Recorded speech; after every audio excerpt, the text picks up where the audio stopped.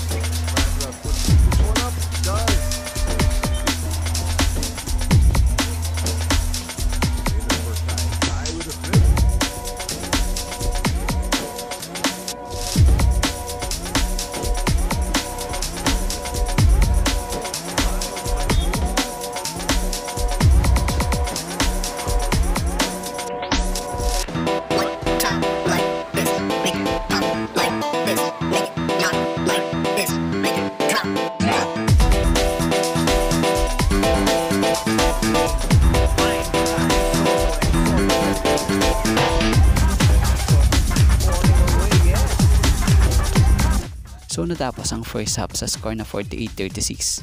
Hawak ng Shinshu Brave Warriors ang kalamangan rito.